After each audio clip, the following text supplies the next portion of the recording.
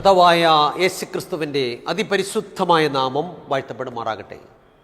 Good Samaritan ministries അവതരിപ്പിക്കുന്ന വിസ്മയ സന്ദേശത്തിൻ്റെ എല്ലാ മാന്യപ്രേക്ഷകർക്കും വേഗം വരുന്നവനായ കർത്താവായ യേശുക്രിസ്തുവിൻ്റെ നാമത്തിലുള്ള സ്നേഹവന്ദനം.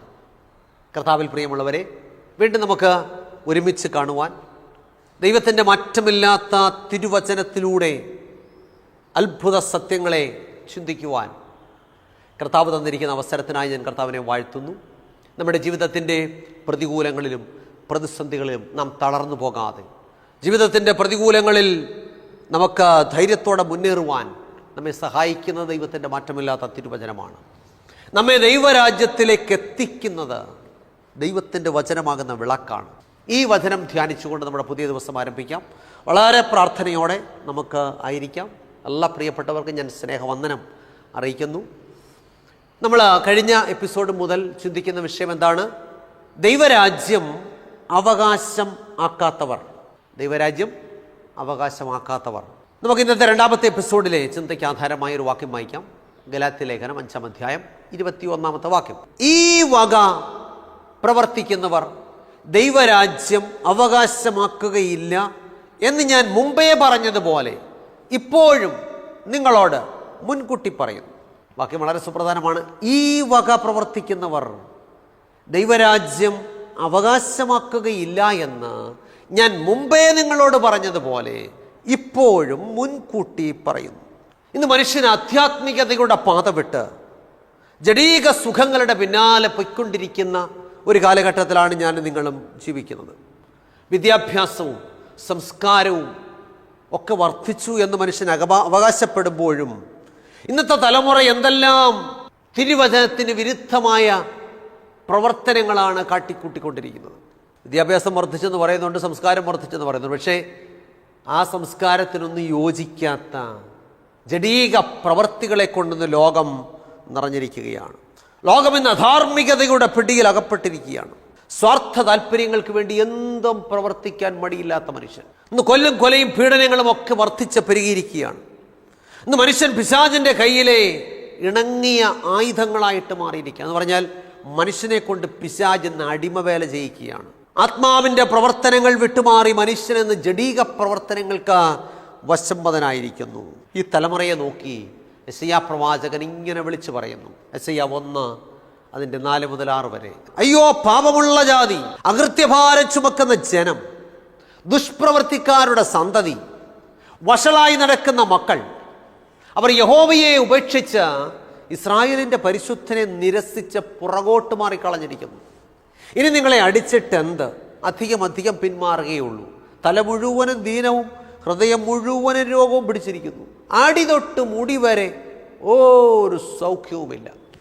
മുറിവും ചതവും പഴുത്ത വ്രണവും മാത്രമേ ഉള്ളൂ. അവയെ ഞെക്കി കഴുകിയിട്ടില്ല, വെച്ച് കെട്ടിയിട്ടില്ല, എണ്ണ പുരട്ടി ശമിപ്പിച്ചിട്ടുമില്ല. നോക്കിക്ക്, ഇന്നത്തെ തലമുറയുടെ പാപത്തിൻ്റെ അവസ്ഥയെ പ്രവാചകൻ വിളിച്ചു പറയാണ്. അയ്യോ പാപമുള്ള ജാതി, അകൃത്യഭാരം ചുമക്കുന്ന ജനം, ദുഷ്പ്രവർത്തിക്കാരുടെ സന്തതി, വഷളായി നടക്കുന്ന മക്കൾ. ശരിയല്ലയോ? അവർ യഹോവയെ ഉപേക്ഷിച്ച് ഇസ്രായേലിൻ്റെ പരിശുദ്ധനെ നിരസിച്ച് പുറകോട്ട് മാറിക്കളഞ്ഞിരിക്കുന്നു. ഇനി അടിച്ചിട്ട് യാതൊരു ഫലവുമില്ല. തല മുഴുവനും രോഗവും ദീനവും ഹൃദയം മുഴുവനും രോഗവും പിടിച്ചിരിക്കുക. എന്നുവെച്ചാൽ ജഡത്തിൻ്റെ പ്രവൃത്തികൾ കൊണ്ടൊന്ന് ഹൃദയം നിറഞ്ഞിരിക്കുകയാണ്. ആടി തൊട്ട് മുടി വരെ ഒരു സൗഖ്യവുമില്ല. മുറിവും ചതവും പഴുത്ത വ്രണവും മാത്രമേ ഉള്ളൂ. അവയെ ഞെക്കി കഴുകിയിട്ടുമില്ല, വെച്ച് കെട്ടിയിട്ടുമില്ല, എണ്ണ പുരട്ടി ശമിപ്പിച്ചിട്ടുമില്ല. എന്ന് പറഞ്ഞാൽ അടിമുടി പാപത്തിൽ മുഴുകി നിൽക്കുന്ന ഒരു തലമുറയിലാണ് ഞാൻ നിങ്ങളും ജീവിക്കുന്നത്. ജഡീക പ്രവർത്തനങ്ങൾ ഇന്ന് മനുഷ്യനിൽ വർദ്ധിച്ച പെരുകിയിരിക്കുന്നു. തിരുവചനം പറയുന്നു, ഈ വക പ്രവർത്തിക്കുന്നവർ ദൈവരാജ്യം അവകാശമാക്കുകയില്ല എന്ന് മുമ്പേ പറഞ്ഞതുപോലെ ഞാൻ പിന്നെയും നിങ്ങളോട് മുൻകൂട്ടി പറയുന്നു. അപ്പോൾ തിരുവചനം പറയാ, ഈ വക പ്രവർത്തിക്കുന്നവർ എന്ത് ചെയ്യത്തില്ല? ദൈവരാജ്യത്തിൽ പോകത്തില്ല. അപ്പോൾ ചോദ്യം, ഏത് വക പ്രവർത്തിക്കുന്നവർ? ഗലാത്യർ 5:19-21 വരെ. ജഡത്തിൻ്റെ പ്രവർത്തികളോ?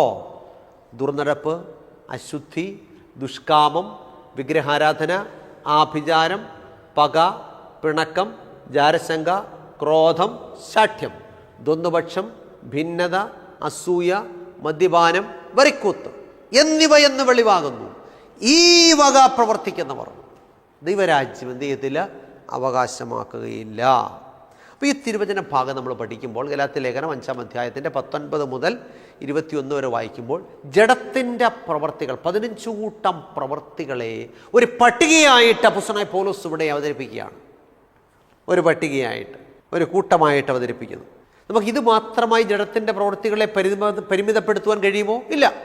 നാം തിരുവചനം പഠിച്ചാൽ തിരുവചനത്തിൻ്റെ മറ്റു ഭാഗങ്ങളിലൊക്കെ ഈ ജഡത്തിൻ്റെ പ്രവർത്തികൾ ധാരാളം വിശദീകരിച്ചിട്ടുണ്ടെന്ന് കാണുവാനായിട്ട് സാധിക്കും. എന്നാൽ ഗലാത്യ ലേഖനത്തിൽ പറഞ്ഞിരിക്കുന്ന 15 കൂട്ടം പ്രവർത്തികൾ, ജഡത്തിൻ്റെ പ്രവർത്തികളെക്കുറിച്ചാണ് നമ്മൾ ചിന്തിക്കുന്നത്. അതിൽ ഒന്നാമത്തേത് ഏതാണ്? ദുർനടപ്പ്. ഇനി നമുക്ക് ദുർനടപ്പിനെ കുറിച്ച് ചിന്തിക്കാം. എന്താണ് ദുർനടപ്പ്? ഇംഗ്ലീഷിൽ അതിന് അഡൽട്ടറി എന്നാണ് പറയുന്നത്. അഡൽട്ടറി ദൈവത്തിൻ്റെ നിത്യ നിയമമാകുന്ന 10 കൽപ്പനയിലെ ഒരു കൽപ്പനയാണ് ഇത്. ഏത്? വ്യഭിചാരം ചെയ്യരുത്. എല്ലാവിധ ലൈംഗിക പാപങ്ങളും ഉൾക്കൊള്ളുന്ന പാപമാണ് ദുർനടപ്പ്. അപ്പോൾ വളരെ വിശാലമായ അർത്ഥമാണ് ഈ പദത്തിനുള്ളത്. എല്ലാവിധ ലൈംഗിക പാപങ്ങളും ഏതിനകത്ത് ഉൾപ്പെടുന്നു? ദുർനടപ്പിനകത്ത് ഉൾക്കൊള്ളുന്നു. അപ്പോൾ ദുർനടപ്പിനെ രാത്രിയുടെ ഒരു ലക്ഷണമായിട്ടാണ് തിരുവചനം വിവരിക്കുന്നത്. നമുക്ക് നോക്കാം. റോമാലേഖനം 13-ാം അധ്യായം 13-14 വാക്യങ്ങൾ. റോമർ 13-14 വാക്യങ്ങൾ എന്താ വായിക്കുന്ന? പകൽ സമയത്തെന്ന പോലെ നാം മര്യാദയായി നടക്ക, വെറിക്കൂത്തുകളിലും മദ്യപാനങ്ങളിലും അല്ല. അടുത്ത വാക്യം, ശയന മോഹങ്ങളിലും ദുഷ്കാമ പ്രവർത്തികളിലുമല്ല, പിണക്കത്തിലും അസൂയയിലുമല്ല, കർത്താവായ യേശുക്രിസ്തുവിനെ തന്നെ ധരിച്ചുകൊള്ളുവീൻ. മോഹങ്ങൾ ജനിക്കുമാറ് ജഡത്തിനായി ചിന്തിക്കരുത്. ഇവിടെ വചനം പറയാം, പകൽ സമയത്തെന്ന പോലെ നാം മര്യാദയായിട്ട് നടക്കണം. രാത്രിയിലെ കാര്യമാണ് പറയുന്നത്. എന്നിട്ട് പറയാണ് അവിടെ എന്താ പറയുന്നത്? വെറിക്കൂത്തുകളിലും മദ്യപാനങ്ങളിലുമല്ല. ഇത് കൂടുതൽ സംഭവിക്കുന്ന രാത്രിയിലാണ്.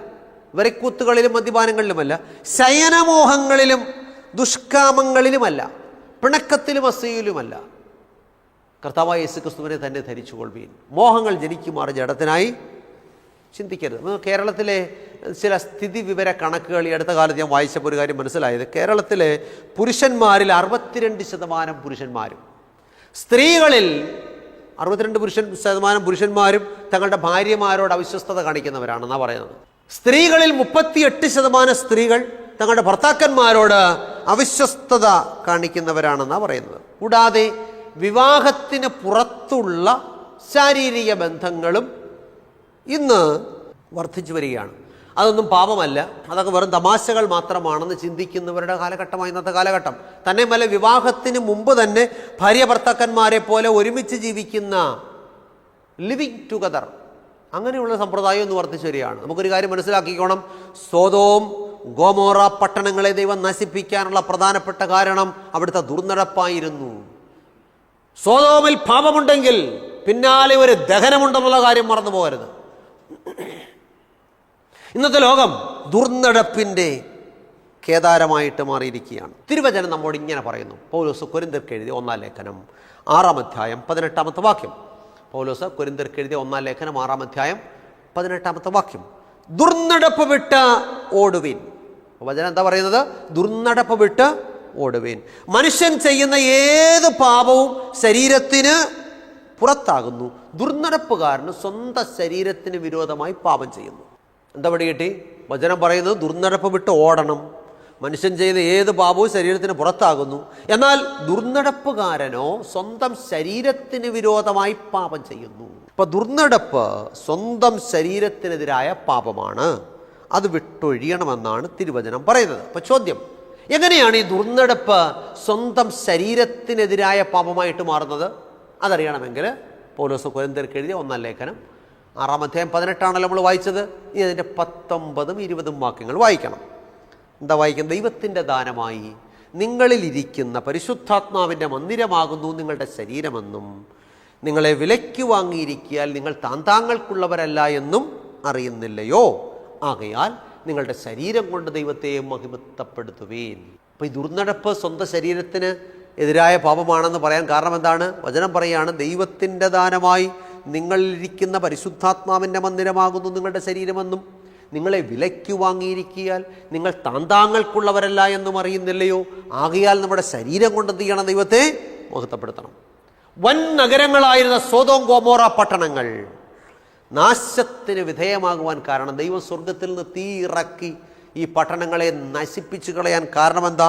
അവരുടെ ദുർനടപ്പായിരുന്നു എന്ന് ആ തിരുവചനം നമ്മെ പഠിപ്പിക്കുന്നു. യൂദായുടെ ലേഖനത്തിൽ നമ്മൾ ഇങ്ങനെ വായിക്കുന്നു, 7-ാമത്തെ വാക്യം, അതുപോലെ സൊദോമും ഗൊമോറയും ചുറ്റുമുള്ള പട്ടണങ്ങളും അവർക്ക് സമമായി ദുർനടപ്പാചരിച്ച് അന്യജഡം മോഹിച്ച് നടന്നതിനാൽ നിത്യാഗ്നിയുടെ ശിക്ഷാവിധി സഹിച്ചുകൊണ്ട് ദൃഷ്ടാന്തമായി കിടക്കുന്നു. അപ്പോൾ സൊദോം ഗൊമോറ പട്ടണങ്ങളുടെ അവസ്ഥ വിശദീകരിക്കുകയാണ്. എന്താണ്?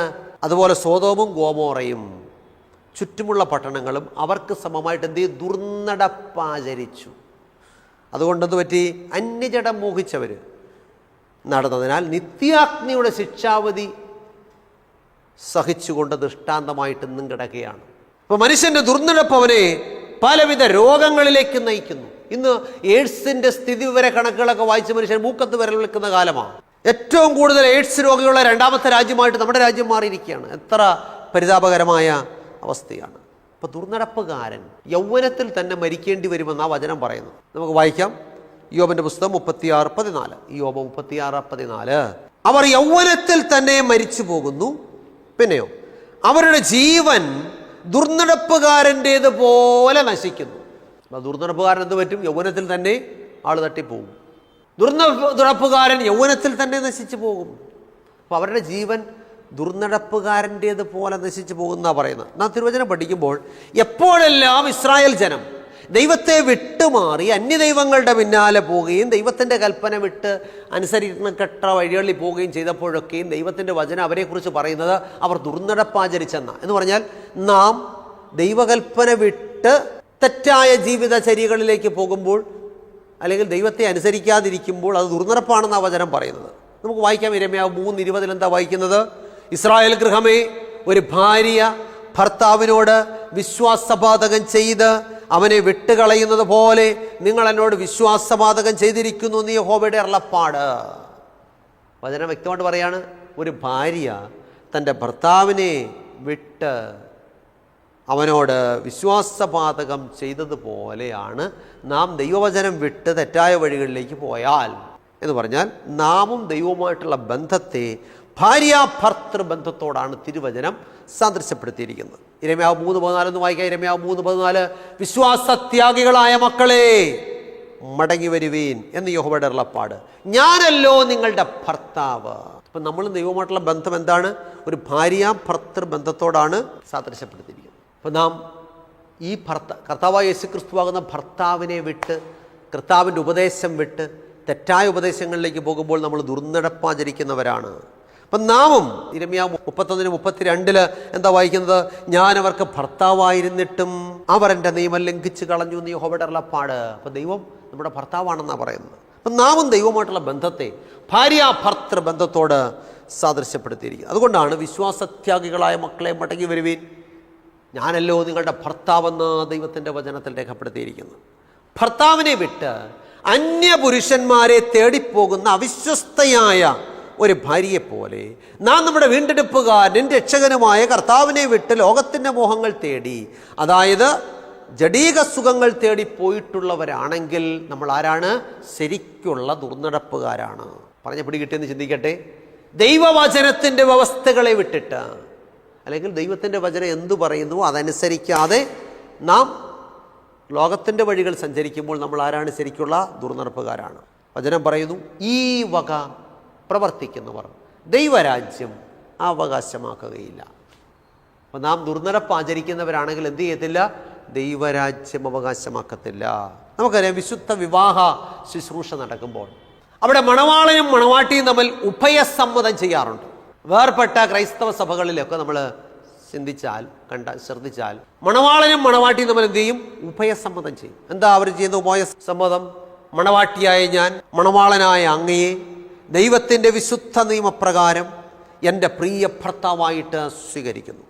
ഇപ്പോൾ മുതൽ മരണം നമ്മെ വേർപിരിക്കുന്നത് വരെ ജീവിതത്തിൽ നേരിടുന്ന എല്ലാ നന്മതിന്മകളിലും അങ്ങയെ സ്നേഹിച്ച് ബഹുമാനിച്ച് ശുശ്രൂഷിച്ച് അങ്ങയോട് വിശ്വസ്തത പുലർത്തിക്കൊള്ളാമെന്ന് വിശുദ്ധനായ ദൈവത്തിൻ്റെയും ഈ കൂടി വന്നിരിക്കുന്ന സാക്ഷികളുടെയും മുമ്പാകെ ഞാൻ വാഗ്ദത്തം ചെയ്യുന്നു. വിവാഹ ശുശ്രൂഷയിൽ എന്താ ചെയ്യുന്ന മണവാളനും മണവാട്ടിയും? അതുപോലെ മണവാളനും മണവാട്ടിയായ ഞാൻ മണവാളനായ അങ്ങയെ എൻ്റെ പ്രിയ ഭർത്താവായിട്ട് സ്വീകരിക്കുകയാണ്. ഇപ്പോൾ മുതൽ മരണം നമ്മെ വേർപിരിക്കുന്നത് വരെ. എപ്പോൾ വരെയാ? മരണം നമ്മെ വേർപിരിക്കുന്നത് വരെ. ജീവിതത്തിൽ നേരിടുന്ന എല്ലാ എന്തോ നന്മ വന്നാലും അങ്ങയെ സ്നേഹിച്ച്, മാനിച്ച്, ബഹുമാനിച്ച്, ശുശ്രൂഷിച്ച് അങ്ങയോട് വിശ്വസ്തത പുലർത്തിക്കൊള്ളാമെന്ന് വിശുദ്ധനായ ദൈവത്തിൻ്റെയും കൂടി വന്നിരിക്കുന്ന സാക്ഷികളുടെ മുമ്പായി ഞാൻ വാഗ്ദത്തം ചെയ്യുന്നു. അങ്ങനെയാണെങ്കിൽ ഭാര്യ ഉപേക്ഷിക്കാൻ വകുപ്പുണ്ടോ? ഇല്ല. ദൈവഭാഗം തീരുമാനമെടുത്തതാ. അന്ന് എനിക്ക് അത്രയും ബോധമില്ലായിരുന്നു എന്ന് പറയാൻ വകുപ്പില്ലെന്ന്. അപ്പൊ ദൈവവും നമ്മളുമായിട്ടുള്ള ബന്ധം ഭാര്യാഭർത്തൃ ബന്ധത്തോട് സാദൃശ്യപ്പെടുത്തിയിരിക്കും. ക്രിസ്തുവാകുന്ന മണവാളനുമായി നാം ഏർപ്പെടുന്ന ഉടമ്പടി വിശ്വസ്തയോടുകൂടെ പാലിക്കുവാൻ നാം ബാധ്യസ്ഥരാണ്. അല്ലെങ്കിൽ നാം അവിശ്വസ്തയായ ഭാര്യയെ പോലെ ആയിപ്പോകും. വിശുദ്ധ തിരുവെഴുത്തുകളിൽ യേശു കർത്താവ് പറഞ്ഞ ധാരാളം ഉപമകളുണ്ട്. ചിലതൊക്കെ വിവാഹവുമായിട്ട് ബന്ധപ്പെട്ട ഉപമകളും പറഞ്ഞിട്ടുണ്ട്. എന്തിനാ വിവാഹവുമായിട്ട് ബന്ധപ്പെട്ട ഉപമ പറഞ്ഞത്? അതായത് അരിമ മണവാളനാകുന്ന യേശു ക്രിസ്തുവും മണവാട്ടിയുമാകുന്ന സഭ തമ്മിലുള്ള ബന്ധം ഒരു ഭാര്യാഭർത്തൃ ബന്ധം പോലെയാണെന്ന് മനസ്സിലാക്കുവാൻ, യഹൂദന്മാരെ മനസ്സിലാക്കിക്കുവാൻ അവരുടെ വിവാഹ രീതിയോട് ബന്ധപ്പെടുത്തി യേശു ഉപമകളായിട്ട് സംസാരിച്ചിട്ടുണ്ട്. നമ്മൾ യഹൂദന്മാരുടെ വിവാഹക്രമം പരിശോധിച്ചാൽ അതിന് പല ഭാഗങ്ങളുണ്ട്, അത് കാണുവാനായിട്ട് സാധിക്കും. അതിൽ ഒന്നാമത്തേത് ഉടമ്പടി മുദ്രവയ്ക്കൽ എന്ന് പറയും. അതിന് തന്നെ 3 ഭാഗങ്ങളുണ്ട്. ഒന്നാമതായിട്ട് ഉഭയസമ്മതം. മണവാളനും മണവാട്ടിയും തമ്മിൽ എന്ത് ചെയ്യുന്നു? ഉഭയസമ്മതം ചെയ്യുന്നു. രണ്ടാമതായി ഏർപ്പെട്ട ഉടമ്പടി മുദ്രവയ്ക്കുന്നതിൻ്റെ അടയാളമായി ഒരുമിച്ചൊരു പാത്രത്തിൽ നിന്ന് വീഞ്ഞ് പാനം ചെയ്യും. മൂന്നാമതായിട്ട് വില നൽകൽ. ഇങ്ങനെ 3 ഘട്ടങ്ങളാണുള്ളത്. അതായത് നിയുക്ത വരനും കൂട്ടരും സ്ത്രീയുടെ വീട്ടിൽ നിന്ന് പോകുന്നതിന് മുമ്പായിട്ട് മണവാട്ടിയെ തനിക്ക് ഭാര്യയായിട്ട് വാങ്ങിയിരിക്കുന്നു എന്നതിൻ്റെ അടയാളമായിട്ട് വില നൽകും. അതായത് 10 നാണയങ്ങൾ അല്ലെങ്കിൽ 10 ദ്രഹ്മകൾ കൊടുക്കും മണവാട്ടിക്ക്. മണവാട്ടി അത് വിശ്വസ്തയോടെ സൂക്ഷിക്കണം. മണവാളൻ ഇനി എപ്പോൾ വിവാഹത്തിനായിട്ട് മടങ്ങി വന്നതിനെ സ്വീകരിക്കുമോ അതുവരെ മണവാളനോടുള്ള വിശ്വസ്തതയുടെ പ്രതീകമായിട്ട് ഈ മണവാളൻ ഏൽപ്പിച്ച 10 ദ്രഹ്മകളും വിശ്വസ്തയോടെ മണവാട്ടി സൂക്ഷിക്കേണ്ടത് ആവശ്യമാണ്. അപ്പോൾ ഈ 3 ഘട്ടങ്ങൾ നമ്മളൊന്ന് പരിശോധിച്ചാൽ യേശുക്രിസ്തുവിനെയും സഭയെയും ബന്ധപ്പെടുത്തി ചില ഉന്നതമായ ആത്മീയ സത്യങ്ങൾ പഠിക്കുവാനായിട്ട് സാധിക്കും. ഒന്നാമത്തെ എന്താണ് ഘട്ടം? ഉഭയസമ്മതം. അപ്പോൾ കർത്താവ് യേശുക്രിസ്തു നാമും തമ്മിൽ ഏർപ്പെടുന്ന ഉഭയസമ്മതം. ഇനി മണവാളനെ വിട്ട് ഞാൻ എങ്ങും പോകത്തില്ല, ഞാൻ മണവാളനുള്ളവളാണ് എന്ന് മണവാട്ടി തീരുമാനമെടുക്കുന്നു, ഉഭയസമ്മതം ചെയ്യുന്നു. ദൈവത്തിന് സ്തോത്രം. ഇപ്പോൾ കർത്താവുമായിട്ട് ഒരുമിച്ച് ജീവിച്ചു കൊള്ളാമെന്നുള്ള ഉഭയസമ്മതം. നമ്മൾ പൗലോസ് കൊരിന്ത്യർക്ക് എഴുതിയ 2-ാം ലേഖനം 11-ാം അധ്യായം 2-ാമത്തെ വാക്യത്തിൽ ഇങ്ങനെ വായിക്കുന്നു: ഞാൻ ക്രിസ്തു എന്ന ഏകപുരുഷന് നിങ്ങളെ നിർമ്മല കന്യകയായി ഏൽപ്പിപ്പാൻ വിവാഹ നിശ്ചയം ചെയ്തിരിക്കുന്നു. അപ്പോൾ നമ്മൾ ഉഭയസമ്മതത്തിൽ ഏർപ്പെടുമ്പോൾ മണവാളനുമായിട്ട് വിവാഹ നിശ്ചയം ചെയ്യുകയാണ്. ഇനി ഉഭയസമ്മതം കഴിഞ്ഞാലോ മണവാളനും മണവാട്ടിയും കൂടെ ഒരു പാത്രത്തിൽ നിന്ന് വീഞ്ഞ് ഒരുമിച്ച് പാനം ചെയ്യും. അതാ 2-ാമത്തെ ഭാഗം. ലൂക്കോസിന്റെ സുവിശേഷം 22-ാം അധ്യായം 20-ാമത്തെ വാക്യം. ലൂക്കോസ് 22:20. അവണ്ണം അത്താഴം കഴിഞ്ഞ ശേഷം അവിടുന്ന് പാനപാത്രവും എടുത്തു. എന്നിട്ട് എന്താ പറഞ്ഞത്?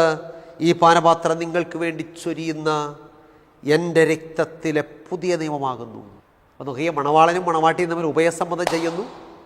പിന്നീടൊരു പാത്രത്തിൽ നിന്ന് വീഞ്ഞ പാനം ചെയ്യുന്നു.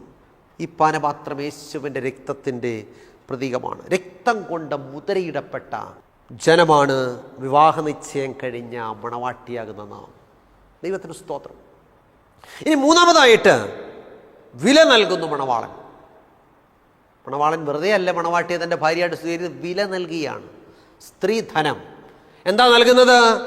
മണവാളൻ മണവാട്ടിക്ക് വിവാഹ നിശ്ചയത്തിൻ്റെ ഉറപ്പിനായിട്ടും മണവാട്ടി വിശ്വസ്തയോടെ മണവാളിന് വേണ്ടി കാത്തിരിക്കേണ്ടതിന് 10 ദ്രഹ്മകൾ നൽകുന്നു, 10 നാണയങ്ങൾ. അത് ഒന്നുപോലും നഷ്ടപ്പെടാതെ വിവാഹ ദിവസം വരെ മണവാട്ടി സൂക്ഷിക്കേണ്ടത് ആവശ്യമാണ്. നമുക്കറിയാം 10 ദ്രഹ്മയിൽ ഉപമ യേശു കർത്താവ് പറഞ്ഞപ്പോൾ അതിലൊന്ന് നഷ്ടപ്പെട്ട സ്ത്രീ എന്ത് ചെയ്തു? വിളക്ക് കത്തിച്ചത് കണ്ടുകിട്ടും വരെ സൂക്ഷ്മത്തോടെ അന്വേഷിച്ചു. ഞാൻ പലപ്പോഴും ചോദിച്ചിട്ടുണ്ട്, ഒരെണ്ണം നഷ്ടപ്പെട്ടെങ്കിൽ പോട്ടെ, ഇത്രയും സൂക്ഷ്മത്തോടെ അന്വേഷിക്കേണ്ട കാര്യമുണ്ടോ? തിരുവചനം പഠിച്ചപ്പോഴാ കാര്യം പിടികിട്ടത്. ഒരെണ്ണം നഷ്ടപ്പെട്ടു പോയാൽ അത് അവിശ്വസ്തതയായിട്ട് കണക്കാക്കുകയും മണവാളനുമായിട്ടുള്ള വിവാഹം നടക്കാതെ വരും. പ്രിയമുള്ളവരെ, നമ്മുടെ അരിമ മണവാളനാകുന്ന കർത്താവ്, നമ്മെ വിവാഹ നിശ്ചയം ചെയ്ത മണവാളൻ, അതിൻ്റെ ഉടമ്പടിയുടെ ഉറപ്പിനായിട്ട് നമ്മെ ഏൽപ്പിച്ചിരിക്കുന്ന 10 ദ്രഹ്മകളുണ്ട്. ദൈവത്തിൻ്റെ നിത്യ നിയമമാകുന്ന 10 കൽപ്പനകൾ. അതിലേതെങ്കിലും ഒന്ന് നഷ്ടപ്പെട്ടാൽ വിവാഹം നടക്കത്തില്ല. ഇന്ന് സർവ്വലോകത്തിന് നഷ്ടപ്പെട്ടു പോയിരിക്കുന്നത് അതിലെ നാലാമത്തതാണ്. ശബദനാളിനെ ശുദ്ധീകരിപ്പാനൊക്കെ ഞങ്ങൾക്ക് വേണ്ടാന്നാണ് ലോകം പറയുന്നത്. അത് മാറിപ്പോയി. പിശാചിൻ്റെ വഞ്ചനയിൽ കുടുങ്ങി അനേകർ തെറ്റിൻ്റെ പിടിയിലകപ്പെട്ട് ഇന്ന് ലോകത്തിൻ്റെ നിയമത്തിനനുസരിച്ച് ഞങ്ങൾ ദൈവത്തെ ആരാധിക്കുന്നവരാണെന്ന് അവകാശപ്പെടുമ്പോൾ മണവാളൻ ഏൽപ്പിച്ച 10 ദ്രഹ്മയിൽ 1 നഷ്ടപ്പെട്ട ലോകമേ, വിവാഹം നടക്കത്തില്ല. വചനം പറയുന്നു, ഈ വക പ്രവർത്തിക്കുന്നവർ ദൈവരാജ്യം അവകാശമാക്കത്തില്ല. അപ്പം ക്രിസ്തു എന്ന ഏക പുരുഷന് വിവാഹ നിശ്ചയം കഴിഞ്ഞ മണവാട്ടിയാകുന്ന നാം നമ്മെ ഏൽപ്പിച്ചിരിക്കുന്ന 10 ദ്രഹ്മയിൽ 10ഉം സൂക്ഷ്മത്തോടെ പാലിക്കേണ്ടത് ആവശ്യമാണ്. ഇല്ലെങ്കിൽ നാം ദുർനടപ്പുകാരാണ്. എബ്രായ ലേഖനം 13:4 പറയുന്നു, വിവാഹം എല്ലാവർക്കും മാന്യവും കിടക്ക നിർമ്മലവുമായിരിക്കട്ടെ, എന്നാൽ ദുർനടപ്പുകാരെയും വ്യഭിചാരികളെയും ദൈവം വിധിക്കും. അപ്പം നാം ദൈവകൽപ്പന വിട്ട് ലോകത്തിൻ്റെ വഴികൾ സഞ്ചരിച്ചാൽ നമ്മൾ ആരാണ്? ദുർനടപ്പുകാരാണ്. ദുർനടപ്പുകാരെയും വ്യഭിചാരികളെയും ദൈവം വിധിക്കും. ഈ വക പ്രവർത്തിക്കുന്നവർ ദൈവരാജ്യം അവകാശമാക്കത്തില്ല. വെളിപ്പാട് 21:8 വായിക്കുന്നത്, ദുർനടപ്പുകാർക്കുള്ള ഓഹരി തീയും ഗന്ധവും കത്തുന്ന പൊയ്യയിലത്രേ. അതുകൊണ്ട് ദുർനടപ്പ് വിട്ടോടുവീൻ. ഈ നാളുകളിൽ പ്രിയമുള്ളവരെ, നാം ദൈവരാജ്യത്തിൽ കടക്കാനായിട്ടായി പോക്ക് പോകുന്നതെങ്കിൽ നമ്മുടെ ജീവിതത്തിൽ ഒരു വലിയ മാറ്റം അനിവാര്യമാണ്. ജഡത്തിൻ്റെ പ്രവൃത്തികളോട് വിട പറയണം. ആത്മാവിൻ്റെ പ്രവൃത്തികളുള്ളതായിട്ട് നാം മാറണം. അപ്പോൾ ദുർനടപ്പ് എന്ന് പറയുന്ന വലിയ പാപത്തിന് നമ്മൾ അടിമകളാണെങ്കിൽ ചിന്തിക്കുക, നാം ദൈവത്തിൻ്റെ വചനത്തിൻ്റെ വ്യവസ്ഥകളെ പാലിക്കാതെ ലോകമനുഷ്യർ എഴുതി ഉണ്ടാക്കി വെച്ചിരിക്കുന്ന നിയമങ്ങൾക്കനുസരിച്ച് ദൈവത്തെ ആരാധിക്കുന്നവരും അതനുസരിച്ച് ജീവിക്കുന്നവരുമാണെങ്കിൽ നാം ദൈവരാജ്യത്തിൽ കടക്കത്തില്ല. അത് വളരെ സ്പഷ്ടമായിട്ട് വചനം പറയുകയാണ്. ഈ വക പ്രവർത്തിക്കുന്നവർ ദൈവരാജ്യം അവകാശമാക്കത്തില്ല. അതുകൊണ്ട് ആർക്കും തന്നെ കേൾക്കുന്ന പ്രിയപ്പെട്ടവർ, നാം ദൈവരാജ്യത്തിൽ കടക്കാൻ ആഗ്രഹിക്കുന്നവരാണെങ്കിൽ ദൈവവചനത്തിലേക്ക് വരേണ്ടിയിരിക്കും. നല്ല തീരുമാനങ്ങളെ എടുക്കാം. കർത്താവിനായിട്ട് നമ്മെ തന്നെ സമർപ്പിക്കാം. അരിമ മണവാളനാകുന്ന കർത്താവിൻ്റെ മണവാട്ടിയായ നാം ദുർനടപ്പ് വിട്ടിട്ട് തിരുവചനത്തിൻ്റെ പാതയിലേക്ക് വരുവാൻ കർത്താവ് ഇടയാക്കട്ടെ. ഞാൻ പ്രാർത്ഥിക്കാനായിട്ട് പോവുകയാണ്. നിങ്ങളുടെ പ്രാർത്ഥനാ വിഷയങ്ങൾ എന്ത് തന്നെയായിരുന്നാലും എന്നോട് ചേർന്ന് പ്രാർത്ഥിക്കാം. നാം സമർപ്പണത്തോടെ പ്രാർത്ഥിച്ചാൽ ദൈവം നമ്മുടെ പ്രാർത്ഥനകൾ കണ്ണുകളടയ്ക്കാൻ പ്രാർത്ഥിക്കാം. കണ്ണികളെ സ്നേഹിക്കുന്ന ഞങ്ങളുടെ നല്ല ദൈവമേ, സ്വർഗ്ഗസ്ഥ പിതാവേ, ഇന്ന് നിങ്ങളെ കേൾപ്പിച്ച മാറ്റമില്ലാത്ത തിരുവചനത്തിനായിട്ട് സ്തോത്രം. കർത്താവേ, ഈ വക പ്രവർത്തിക്കുന്നവർ ദൈവരാജ്യം അവകാശമാക്കുകയില്ല എന്ന് അടിയങ്ങളെ ഒരിക്കൽ കൂടെ ഓർപ്പിച്ച കൃപയ്ക്കായിട്ട് സ്തോത്രം. അതുകൊണ്ട് അടിയങ്ങൾ ദുർനടപ്പ് വിട്ടോടുവാൻ, ദൈവവചനത്തിൻ്റെ പാതയിൽ സഞ്ചരിക്കുവാൻ, ക്രിസ്തു എന്ന ഏക പുരുഷന് നിർമ്മല കന്യകയായി ഏൽപ്പിപ്പാൻ വിവാഹ നിശ്ചയം കഴിഞ്ഞ മണവാട്ടിയാണെന്നുള്ള ബോധത്തോടെ അടിയങ്ങൾ ജീവിപ്പാൻ അടിയങ്ങളെ സഹായിക്കണമേ. വിശുദ്ധിയും വേർപാടുമുള്ള ജീവിതം നയിപ്പാൻ സഹായിക്കണമേ. കർത്താവായ യേശു ക്രിസ്തുവിനെ സ്വന്തം രക്ഷിതാവായി സ്വീകരിച്ച് വെള്ളത്താലും ആത്മാവിനാലും ജനിച്ച് ദൈവകൽപ്പനകൾ 10ഉം അനുസരിച്ച് ദൈവവചനത്തിൻ്റെ വഴിയിൽ സഞ്ചരിക്കുവാൻ, വിശുദ്ധിയും വേർപാടുമുള്ള ജീവിതം നയിപ്പാൻ കർത്താവ് നിങ്ങളെ സഹായിക്കണം. വചനം കേട്ട എല്ലാ പ്രിയപ്പെട്ടവരെ അനുഗ്രഹിക്കണമേ. തീരുമാനമെടുത്തിരിക്കുന്ന പ്രിയപ്പെട്ടവർക്കായിട്ട് സ്തോത്രം. കർത്താവേ, ദൈവത്തിൻ്റെ പരിശുദ്ധാത്മാവ് ശക്തമായി പ്രിയമക്കളോട് ഇടപെട്ടതിനായിട്ട് സ്തോത്രം. രോഗത്തിലും ഭാരത്തിലും പ്രയാസത്തിലും കഷ്ടതയിലും കണ്ണുനീരിലും കടബാധ്യതകളിലും ജീവിതത്തിൻ്റെ നീറുന്ന ആകുലതകളിലൊക്കെ ആയിരിക്കുന്ന എല്ലാ പ്രിയപ്പെട്ടവരോടും കണ്ണ് കാണിക്കണമേ. വലിയ വിടുതലിനെ കർത്താവ് നൽകണമേ. യേശു ക്രിസ്തുവിൻ്റെ ധന്യമുള്ള നാമത്തിൽ താഴ്മയായിട്ട് യാചിക്കുന്നു. അടിയങ്ങളുടെ പ്രാർത്ഥന കേൾക്കണം നല്ല പിതാവേ, ആമേൻ. കർത്താവിൽ പ്രിയമുള്ളവരെ, ദൈവമായ കർത്താവ് സഹായിക്കട്ടെ. എല്ലാ ഞായറാഴ്ചയും രാവിലെ 6:30 ജയ്ഹിന്ദ് ചാനലിലുള്ള ഈ സംപ്രേഷണം കാണുക, കേൾക്കുക, മറ്റുള്ളവരോടും പറയുക. നമുക്ക് ദൈവത്തിൻ്റെ വചനം ശരിയായി പഠിച്ച് ദൈവവചനത്തിൽ വളരുവാൻ, ദൈവരാജ്യത്തിന് അവകാശികളായി തീരുവാൻ കർത്താവ് ഇടയാകട്ടെ. എല്ലാവർക്കും നല്ലൊരു ദിവസം ആശംസിക്കുന്നു. ദൈവമായ കർത്താവ് നമ്മെ സഹായിക്കുമാറാകട്ടെ. ആമേൻ. ദൈവത്തിന് മഹത്വമുണ്ടാകട്ടെ. പാസ്റ്റർ ജോയ്മോൻ മത്തായി എഴുതിയ വിശുദ്ധ ദിവസം എന്ന പുസ്തകം നിങ്ങളെ പരിചയപ്പെടുത്തുന്നു. എന്തുകൊണ്ടാണ് ദൈവം മനുഷ്യന് ഒരു വിശുദ്ധ ദിവസത്തെ നൽകിയത്? വിശുദ്ധ ദിവസത്തെ നാം എങ്ങനെ മനസ്സിലാക്കണം? ശരിക്കും ദൈവം തന്ന വിശുദ്ധ ദിവസത്തിലാണോ നാം ദൈവത്തെ ആരാധിക്കുന്നത്? വ്യവസ്ഥ തെറ്റിച്ചുള്ള ആരാധനയിൽ ദൈവം പ്രസാദിക്കാമോ? വിശുദ്ധ ദിവസത്തിന്റെ കാര്യത്തിൽ ചരിത്രത്തിൽ സംഭവിക്കുന്ന ഏറ്റവും വലിയ ചതിവെന്താണ്? വിശുദ്ധ ദിവസവും ന്യായവിധിയും തമ്മിലുള്ള ബന്ധമെന്താണ്? തുടങ്ങി വിശുദ്ധ ദിവസത്തെ സംബന്ധിച്ച് നിങ്ങൾ അറിഞ്ഞിരിക്കേണ്ട ധാരാളം അറിവുകൾ കോർത്തിണക്കിയ പുസ്തകം. 272 പേജുകളുള്ള ഈ പുസ്തകത്തിന് പോസ്റ്റേജ് ഉൾപ്പെടെ നിങ്ങൾ നൽകേണ്ട വില 75 രൂപയാണ്. പുസ്തകം VPP ആയി നിങ്ങളുടെ വീട്ടിൽ ലഭിക്കാൻ താല്പര്യമുള്ളവർ പിൻകോഡ് സഹിതം അഡ്രസ് SMS ചെയ്യുകയോ വിളിച്ചു പറയുകയോ ചെയ്യുക. നമ്പർ 9740979977. ശ്രീ പേരകത്ത് ചെറിയാൻസ്കറിയ എഴുതിയ ഒരു ഉത്തമ ഗ്രന്ഥം ഞങ്ങൾ അവതരിപ്പിക്കുന്നു. ഇത് തിരുവചന സത്യം. ക്രൈസ്തവ ലോകത്ത് പരക്കെ പ്രചരിക്കുന്ന അബദ്ധ ഉപദേശങ്ങളും സംശയങ്ങളും വചന അടിസ്ഥാനത്തിൽ ദൂരീകരിക്കുന്ന ഒരു ഗ്രന്ഥമാണിത്. ദൈവത്തിന്റെ അരുളപ്പാടുകൾ സാർവത്രികമാണെന്നും അത് നിത്യമാണെന്നും ലളിതമായും യുക്തിഭദ്രമായും അവതരിപ്പിക്കുന്ന ഈ ഗ്രന്ഥത്തിന് 130 രൂപയാണ് വില. എന്നാൽ ഞങ്ങളിത് തികച്ചും സൗജന്യമായി നിങ്ങൾക്ക് അയച്ചു തരുന്നു. നിങ്ങളുടെ പൂർണ്ണമായ മേൽവിലാസം ഇനി പറയുന്ന നമ്പറിൽ SMS ചെയ്യുക. നമ്പർ 9847906636. പ്രവചന ശബ്ദം ക്രൈസ്തവ കുടുംബ മാസിക. തിരുവചനത്തിലെ കാണാപ്പുറങ്ങൾ നമുക്ക് കാട്ടിത്തരുന്ന ഉത്തമ ക്രൈസ്തവ കുടുംബ മാസിക. സമകാലിക സംഭവങ്ങൾ, ആരോഗ്യ ശാസ്ത്രം, പ്രവചനങ്ങൾ എന്നിവ കോർത്തിണക്കി ഉൾക്കാമ്പുള്ള ലേഖനങ്ങൾ ഇതിൽ ലേഖനം ചെയ്തിരിക്കുന്നു. വരിക്കാരാകാൻ ആഗ്രഹിക്കുന്നവർ ഇനി പറയുന്ന നമ്പറിൽ SMS ചെയ്യുക. നമ്പർ 9495955082. വാർഷിക വരിസംഖ്യ വെറും 150 രൂപ മാത്രം.